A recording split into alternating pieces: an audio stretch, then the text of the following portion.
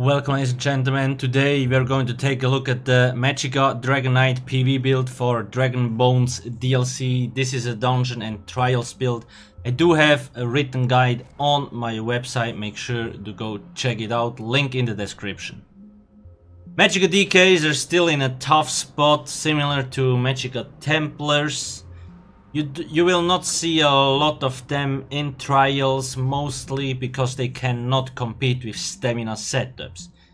They're totally fine to run though. It's just most raid groups don't want them because they pull less damage than stamina setups.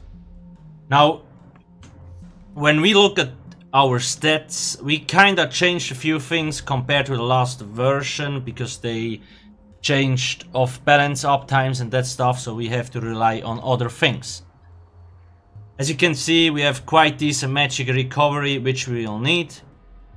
Max Magicka, a lot of spell damage, spell crit, and then we're using the Apprentice Mundus Stone.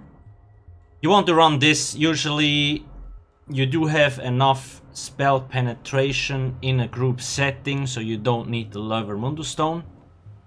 In terms of food or drink, run Witch Mother's Potent Brew. We really need this to actually sustain with this setup. Potions, run the Spell Power Pots. They give you spell damage, spell crit and Magicka.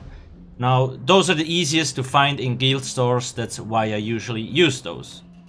You don't necessarily need the crit because we have like Inner Light here, but that's just how, like, those are the easiest to find, that's why I run those. If you want be a vampire, just be aware that in dungeons where there is a lot of fire damage, maybe reduce the vampire stage. Otherwise, it's actually really nice because you get 10% more max Magicka if you're stage 2 or higher. In terms of race, Dark Elf is the best choice, as simple as that, because increases your flame damage by 7%. And also increase frost and chop damage. On top of that, we get flame resistance, 3% max Magicka and another 6% max Magicka and 6% stamina.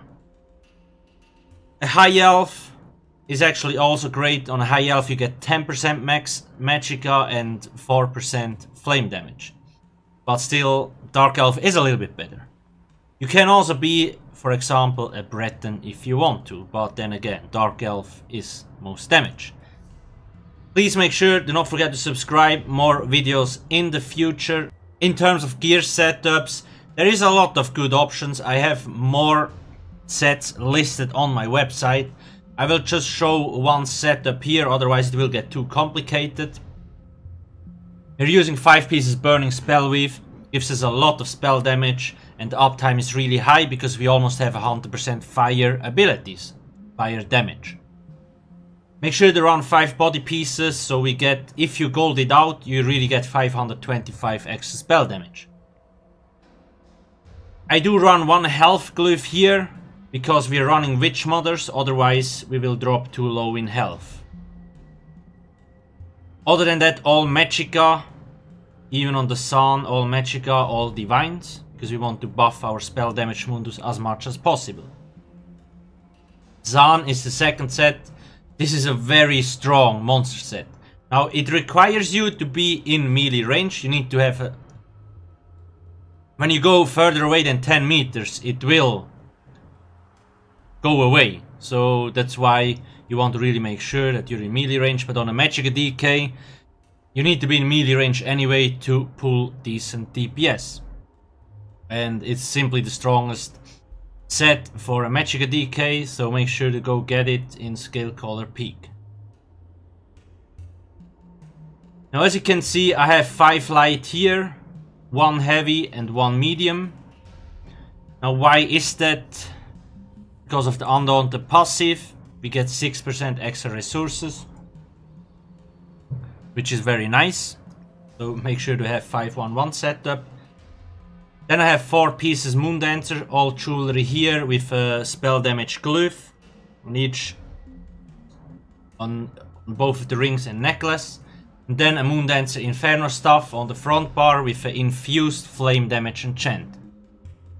burning from the flame damage enchant deals so much damage on a Magicka DK. You get like 4 or 5k DPS from it. Mostly, let me actually, because of this passive increases the damage of your burning status effect, so you get so much damage. It's really nice. On the back bar, you need a Maelstrom Inferno staff, Nirnhound with a weapon damage enchantment. If you want, you also could run Infused, but I usually run Nirnhound, so we get a little bit higher damage ticks on the back bar. On Trash Fight, you could swap it out for a Shock Staff, so you can do heavy attack.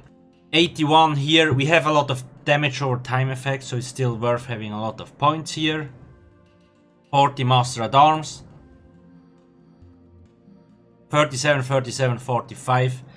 Now, it depends. If you're in a group that has a lot of spell penetration debuffs, like buffs, you don't need that much points here. Then you could put points out, still make sure they have like 22, and then place them either in Elfborn or Elemental Expert.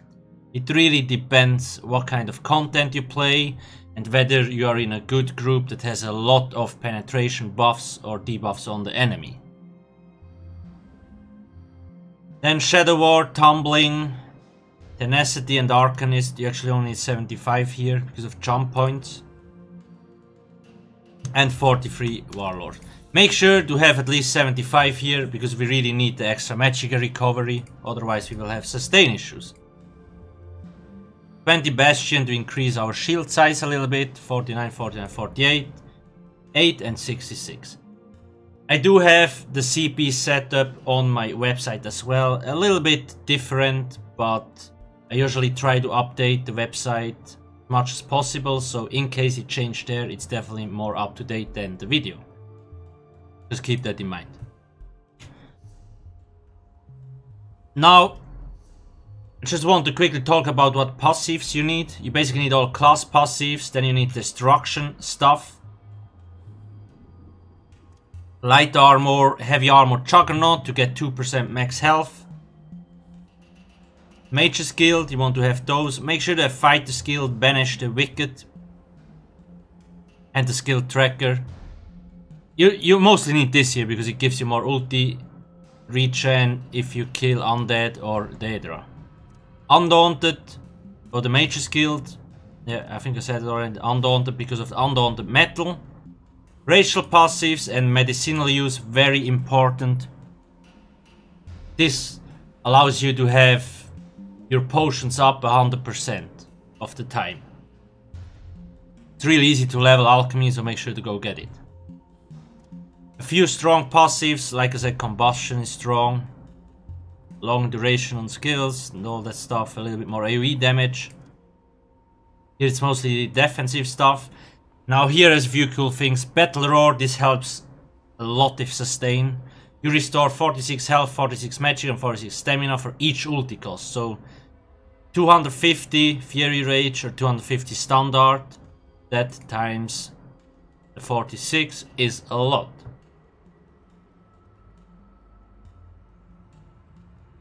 That helps mostly with sustain. There is other things, but we don't necessarily use abilities, so this one and like those things will not really proc, but whatever, it doesn't matter. Battle Roar is the most important one, and the combustion. In terms of abilities, you want to have Rearming Trap here. Why do we run this? Mostly because it gives us a minor force, increasing our critical damage down by 10%. Burning Embers, very strong damage over time effect, very cheap, and it heals you for a lot. Molten Whip, this is your spammable. We don't use the Power Lash anymore, the other morph, because off balance got nerfed a lot. So you want to run this, and that's why we have more magic recovery.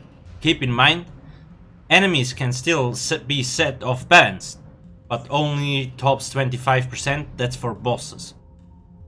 In case a boss is set off balance, try to do a heavy attack, because you will get twice the resource return from a heavy attack then. That's also one way you need to learn to sustain, and it will be easier to sustain for you in the end. Engulfing Flames, very nice debuff for the enemy. It gives your group members 10% more damage on fire attacks. It also deals decent damage. Inner Light gives us 5% more max Magicka. And another 2% because of the passive here. Fury Rage, very strong AoE ultimate. You need to have this on the front bar because Ancient Knowledge. As you can see, Flame Staff increases your damage done with single target abilities by 8%, so that's like Burning Embers and Whip. And this only works if there is a Destruction Staff ability or ultimate slotted. And we don't have anything else beside Fury Rage. On the back bar it is the Blockade of Fire. Probably your strongest damage over time effect, it hits so hard, and when the enemy is burning, which he will be almost all the time because you're a Magicka DK, they take another 20% extra damage. Eruption, very long duration, deals a lot of damage. Harness Magicka, this absorbs damage and it also restores Magicka, so it's really nice. Make sure to run this. Flames of Oblivion, 15 seconds duration, deals very nice damage, needs also to be up all the time. I do have a rotation on my website, you can go check it out there if you want to. There is 2 different rotations, one a little bit simplified and the more difficult one, so make sure to go check it out. And again, Inner Light, just to get 7% more max Magicka. Standard of the Might. Now this is very strong ultimate for single target. It buffs all your damage for 15 seconds as long as this is up. And it has a 17 seconds duration, so it's quite long. That's more or less it about the Magicka DK setup. If you do have any questions, ask me in the comment section below. Make sure to not forget to subscribe. Thank you for watching and have a nice day. Cheers.